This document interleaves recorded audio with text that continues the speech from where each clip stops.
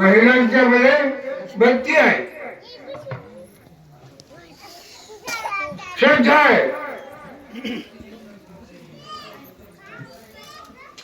बाई म्हणजे हा लिंग पूजा करून दे, तू कर की लिंग पूजा, मला वाढ आली. ही अवस्था त्या समाजामध्ये निर्माण झालेली आहे. लिंग काय आहे?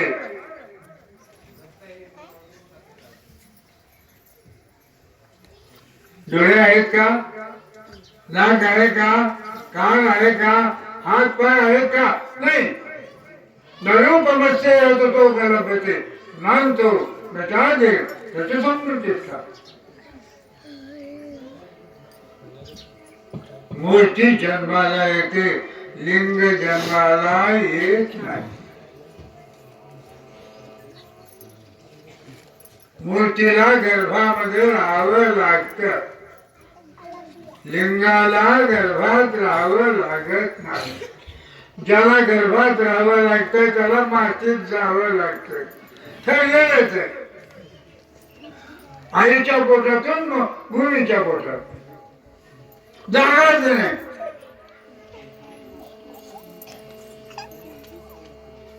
विश्वाचा हा व्यवहार आहे. तो विश्वंभर विश्वंभर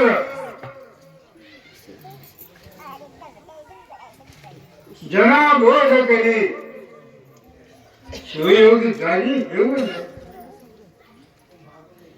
संतांची वाणी एवढी विशिष्ट आहे. त्या संतांच्या वाणीमधून त्या माणसामध्ये असलेले 6 विकार, काम, क्रोध, लोभ, मोह, दंभ, अहंकार, हे 6 विकार दूर आणि ते दूर करण्याकरता या भूमंडळावर रेणुकाजी पंचाचार्य आले, बसवाचे शिवचरण आले, मन्मथाजी संत आले आणि शिवाचार्याची परंपरा निर्माण झाली.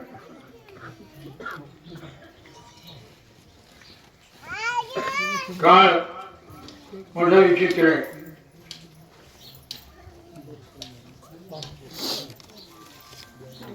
काळ बदलत गेला, माणसं बदलत गेले, गुरु बदलत गेले, शिवाचार्य बदलत गेले. तुम्ही बदलला, आम्ही बदललो. काय होईल? विधी काय, निषेध काय, त्याची जाण आता आम्ही बघितलो. महादेवाला पटका बांधलेला बघितला मी. म्हणलं आता बायका पटका बांधलेत, महादेवाला पटका बांधलेलं कामाची गोष्ट आहे. आता फक्त पुरुषाला लुगडे नेसायचं राहिले, बाकी सगळं ठीक झालं व्यवस्थित. कधी नेसणार लुगडे? काय कोणीकडे झालं?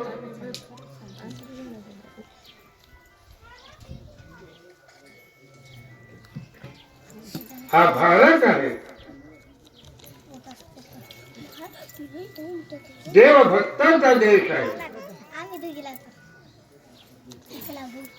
हजारो वर्षापूर्वी इथं फक्त महादेव. या देशात अजूनही माहिती, त्या देशाचं नाव आम्हाला माहीतच होऊ देणे आलेले, त्याला भारत केलं. मुसलमान आले त्यांनी हिंदुस्तान केलं, इंग्रज आले त्यांनी इंडिया केली. तुमच्या देशाचं नाव काय?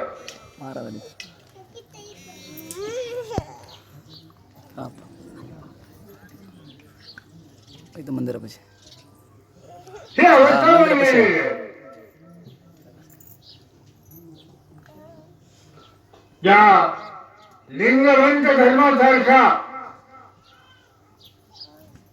आगळा वेगळा धर्म त्या जगामध्ये नाही. कोणाचा देव पंढरपूरमध्ये आहे, कोणाचा तुळजापूरमध्ये आहे, कोणाचा कुठं आहे. तुमचा देव कुठं आहे?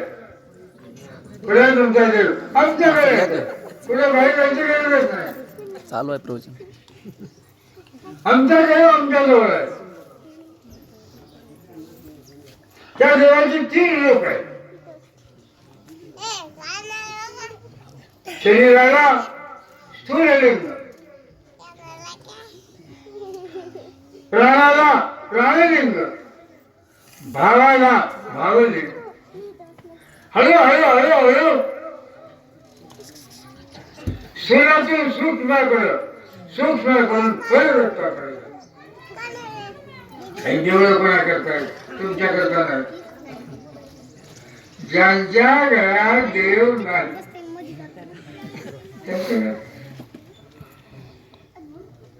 त्यांनी पूजा कुठे करावं? गळ्यात तर नाही. देवळात गेल्याशिवाय घेते नाही. हे मंदिर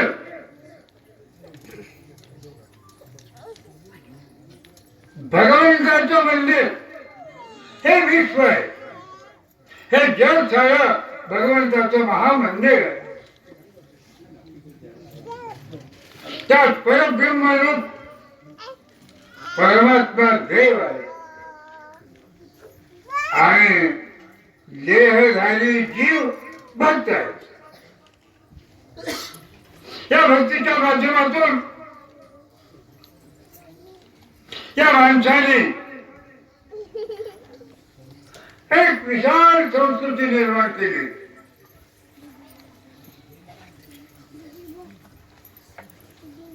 परंपरा निर्माण झाली. आज आम्ही तुमच्या देवाचं नाव काय ठेवलं? गेलो विषय अजून मंदिरातून गेलो नाही तरी देवाचं नाव गेलं विसरून. काय नाव देवाचं? सोमेश्वर भगवान की जय. सोमेश्वर भगवान की जय. सोमेश्वर भगवान की जय. कोण सोमेश्वर? सोमेश्वर कोण? ज्या सोमेश्वरानं भारतामध्ये महाराज आले आंबेडकरवाशी. शिवभक्तीचा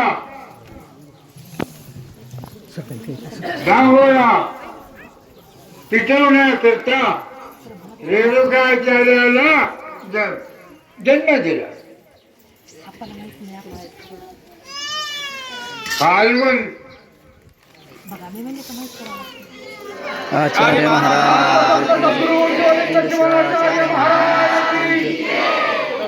चक्रो शिवलिंग शिवाचार्य महाराज की. शिवाचार्य महाराज बसा लागला. त्याचं पूर्ण करा. फाल्गुण शुद्ध, फाल्गुण शुद्ध पूर्ण करा. पूर्ण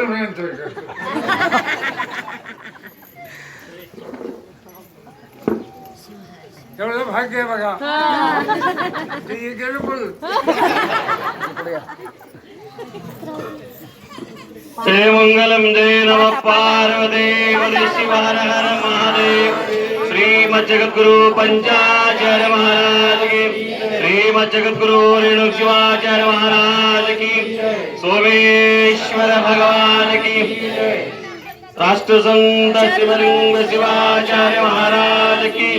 सांबदे नमः पार्वती शिवाचार्य महाराज की जय.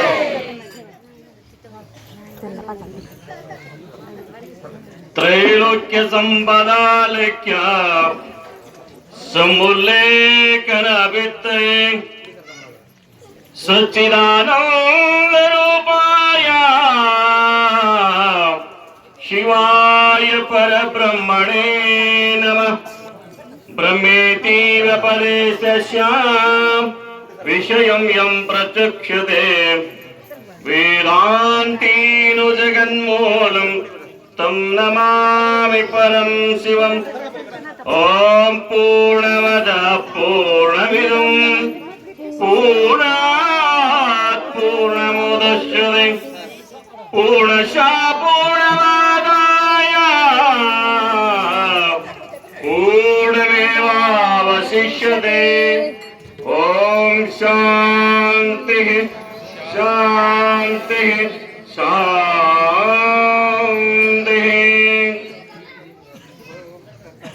श्री गुरुभ्यो नमः.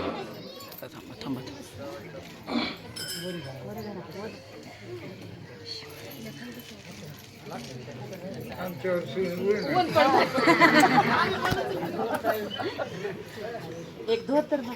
जगदादि जगद्गुरु आदि रेणुकादि पंचाचार्य संत शिरोमणी मन्मथ स्वामी पवित्र संदर्भामध्ये भक्तिपूर्वक स्मरण करून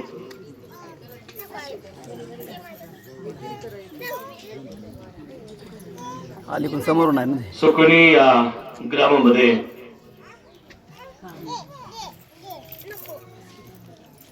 मंदिराचा बांधकाम पूर्ण झालेला आहे. मंदिरावर कलशारोहण आणि महादेवाचा प्राण प्रतिष्ठापना आताच त्या महादेवाचा नामकरण हे झालेला आहे. सोमेश्वर म्हणून नाव झाले ना. आताच तुम्हा सर्वांना महादेवाचा प्राण प्रतिष्ठापना पवित्र हस्ताने स्थापित झालेला आहे. शतायुषी वयोवृद्ध ज्ञानवृद्ध वसुंधरा रत्न राष्ट्रसंता डॉक्टर शिवलिंग शिवाचार्य महास्वामीजीच्या चरणी अनंत दीर्घदंड नमस्कार करून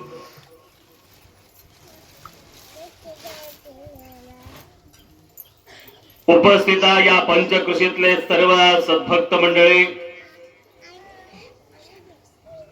उपस्थित सर्व मातृवृंद सद्भक्त वृंद, तुमच्या अंतःकरणामध्ये विराजमान त्या परमात्म्यात शरणू शरणार्थी. आज या महादेवाचा मंदिरावर कलशारोहण झालेला आहे. प्राण प्रतिष्ठापने केले. ज्या वेळेला हे उद्घाटन करत असताना भूमिपूजन हे सुद्धा आपणच्या हाताने झालेलं आहे. आणि हे करत असताना किती अडचण येत असतात. कोणतेही कार्य करत असताना विघ्न सहजपणे येत असतात. थांबा आता माझ्याला फोन करून सांगतो. परंतु तुम्हाला सगळ्यांना माहिती आहे कार्यक्रम चालू आहे आता येऊ शकत नाही. देणारे भरपूर आहे. थांबा माझ्याला सांग. कारण काही अत्यंत या धार्मिक कार्य करत असताना कोणीही द्यायला पुढे येत असतात. परंतु त्यावेळेला लक्षात येत नाही कोणाचं घ्यावं आणि कोणाचं नाही घ्यायचं हे सुद्धा आपल्याला कळत नाही. तो मंदिराचा दातृत्वाने आणि सर्वांनी मिळून महिन्यात घेऊन या सुंदर रीतीनं या मंदिर घडविलं आणि चांगलं केलं. महिन्यात घेऊन जाऊ. आणि याला काय आहे परिश्रम आणि त्याचाच काय पाहिजे कांचनम कार्यसिद्धी. त्यांना पैसा भरपूर लागलेला आहे. परंतु एवढी चांगल्या रीतीनं मंदिर बांधलं. मंदिर बांधल्यानंतर तरी सुंदर कलर लावलं सगळं झालं आणि त्या मंदिराला कोणीही यायला तयार होत नव्हतं. म्हणून तुम्ही सगळ्यांनी असा विचार केला जोपर्यंत महादेव तिथं स्थापित होत नाही तोपर्यंत त्या मंदिराला काही एक कळा एक स्वरूप येत नाही. म्हणून चांगल्या रीतीनं घडवलेला सुंदर रीतीनं एक महादेवचा पिंड तुम्ही आणलं, त्याला संस्कार दिलं. किती दिवस? 1 दिवस नाही, 2 दिवस नाही, 3 दिवसापर्यंत त्याला संस्कार सुरुवात झाली. त्याला संस्कार दिलं आणि त्याच्यानंतर पुन्हा प्राणप्रतिष्ठापना त्यांना भरविला, नेत्रोन्मिलन केलं, सगळे केल्यानंतर त्या वेळेला आता उद्यापासून नाही, आजच आपल्याला काही दर्शन द्यायला तू तयार झाला महादेवा तुमच्यासाठी. कारण एवढंच आहे, त्यांना भरपूर संस्कार मिळाला. परंतु आज या गावामध्ये आज नाही किती दिवसापासून आम्ही सप्ताह करतो, प्रवचन कीर्तना माध्यमातून आम्ही संस्कार शिकलेला जात असतात. परंतु महादेव अजून काही झालेलंच नाही. महादेव नाही झालं म्हणजे काही माणूस व्हायला तयार नाही. म्हणूनच सांगितलं की मनुष्यत्व मोक्षत्वाकडे जाण्यासाठी अगोदर काही मनुष्यत्व पाहिजे. म्हणूनच सांगितलं की काही व्हावं. म्हणूनच सिद्धय्य पुराणिक एक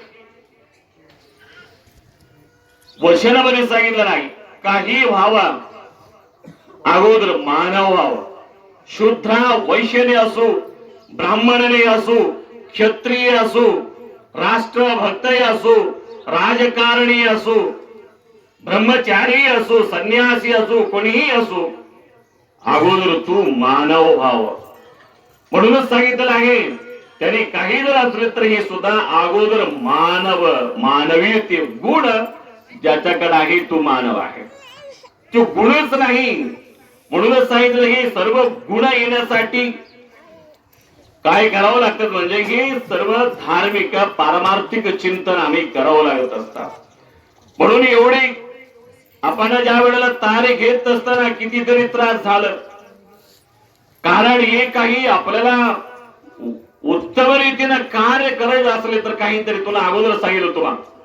म्हणूनच सांगितलं आहे ज्या वेळेला सर्वांनी काय आहे या गावामध्ये प्रत्येक काही शहरामध्ये असो घरामध्ये असो ते प्रत्येकाचं मन एक पाहिजे.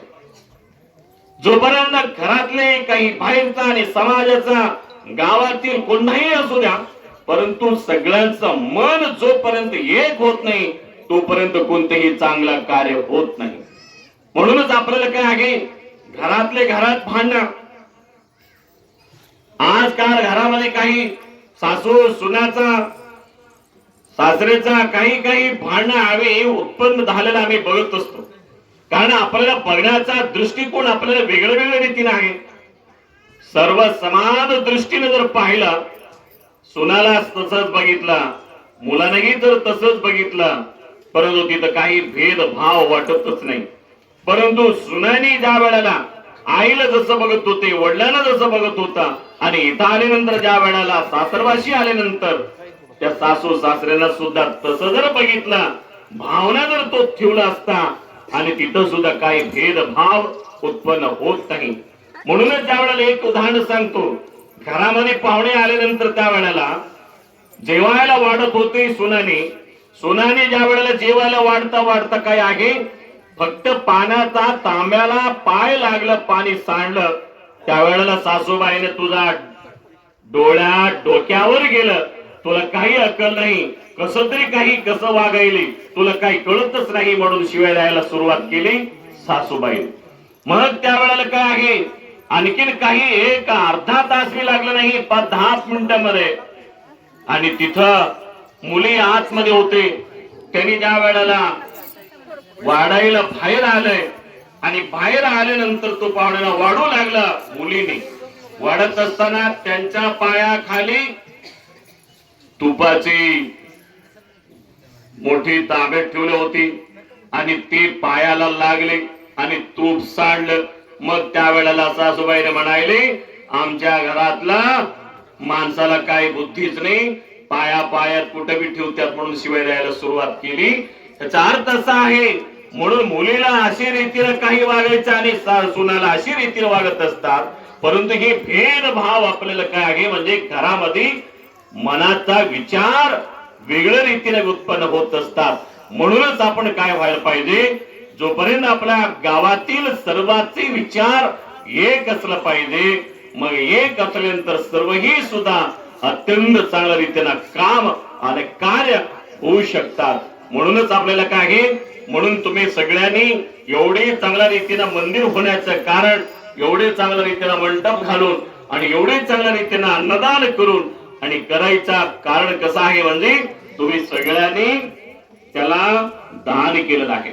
म्हणूनच काय आहे, दान ज्या वेळेला करत असतात तो व्यक्ती त्यांचा हात पवित्र होत असतात, त्या हाताला पुण्य प्राप्ती होत असतात।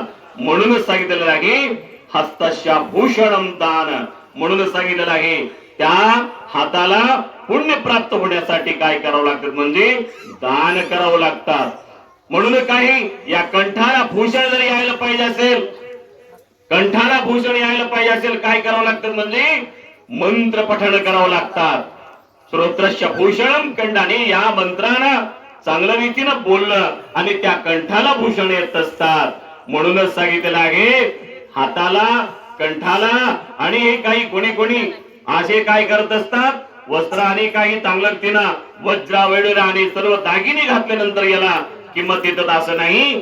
म्हणूनच सांगितलेलं आहे या सर्वाला विचार जर बघितला, तुम्ही एवढं रीतीनं चांगल्या रीतीनं दान केलं आणि म्हणूनच काय आहे एवढं चांगल्या रीतीनं एवढं मंदिर उभा राहिलं, या मंदिर उभा राहिलं सगळ्याचा परिसर याच्या पुढून तुम्ही काय करायला पाहिजे, मंदिर बांधला आणि दररोज तुम्ही काय करायला पाहिजे, त्या मंदिरात न जायला पाहिजे, त्या मंदिरात पत्ता खेळत बसला पाहिजे, पुड्या खाऊन तिथं कोपऱ्यात थुकायला पाहिजे असं सांगितलं। हो म्हणाले का काय? विचार करा, एवढं सुंदर मंदिर आहे, त्याच्यात जाताना सुद्धा कशी पवित्र होऊन जावं लागतं।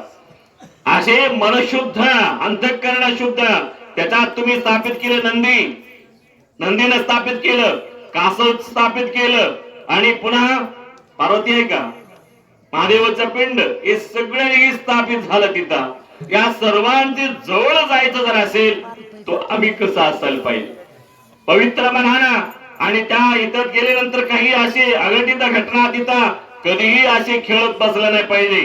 जर कोणी जर काही लेकरा काही जर घाण केला, काही करत असेल तो आपण मोठ्या लोकांनी त्यांना बुद्धिवाद सांगून आणि स्वच्छता ठेवण्यासाठी आपण राखायला पाहिजे। कारण एवढं चांगल्या रीतीनं मंदिर केलं आणि काही दिवसामध्ये तेल कुठं तर टाकायचं आणि एवढे ओतायचं देवाचा याच्यावर आणि साखर ओतायचा, कसंही बेल फुल व्हायचा आणि कुंकू लावायचं आणि पुन्हा तेल ते तेलाचा हात येऊन बाहेर लावायचं, ही अशी ही अवस्था झालेली आहे मंदिरात। आणि स्वच्छ जे मंदिरात परिसरामध्ये जाऊन बसल्यानंतर कमीत कमी 5-10 मिनिट बसल्यानंतर आणि प्रसन्न व्हायला पाहिजे आणि ध्यानस्थ व्हायला पाहिजे। आणि अशी रीतीने काय आहे मंदिराचा व्यवस्था, तो परिसर त्याच्यासाठी असतात। कारण एवढं मंदिर बांधायचं कारण काय, एवढे कलश करायचं काय कारण आहे, एवढे कलशारोहण तुम्ही केलं, जसं कलश आहे तुमच्या आतापर्यंत मोबाईलला तुमचा काही रेंज येत नव्हतं, जोपर्यंत इथं तुमच्या गावात टावर झाला नाही तोपर्यंत तुम्हाला मोबाईल असून काय उपयोग होतो। कारण आतापर्यंत तुमच्या गावामध्ये भरपूर मोबाईल होता, परंतु लागतच नव्हतं एकमेकाला।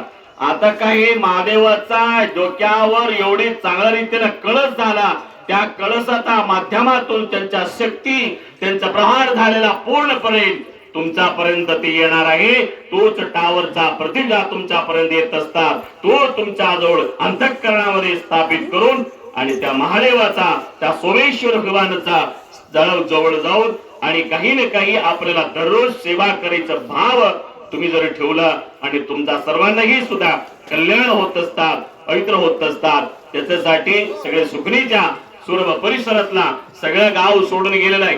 अनेक लोकांनी आणि नोकरदार आणि सगळीकडे जाऊन तुम्ही एवढे चांगल्या रीतीने त्यांच्याकडे जाऊन एवढा पैसा आणला आणि ते पैसा राबविला आणि जे काही केलं तरीही सुद्धा मंदिरासाठी केलं, गावासाठी केलेलं आहे। म्हणूनच तुम्हाला सर्वांनी तुम्हाला दान देणगी दिलेलं आहे. त्या देणगीतलं सर्व कार्य करून तुम्ही दाखविलं आणि तुम्ही जे केलेलं आहे सर्व कमिटीतल्या सर्व सद्भक्तांना, तुम्हाला सुद्धा जगदादि जगद्गुरु पंचाचार्य संत सोडे मन्मथ मौली सोमेश्वर भगवान आणि सर्वांनी तुम्हाला आयुर आरोग्य भाग्य सकल संपदेन कृपा करून मी कामना करतो. माझ्या या 2 शब्दाला विराम देतो. शिवम भूयात. ओम शांती शांती.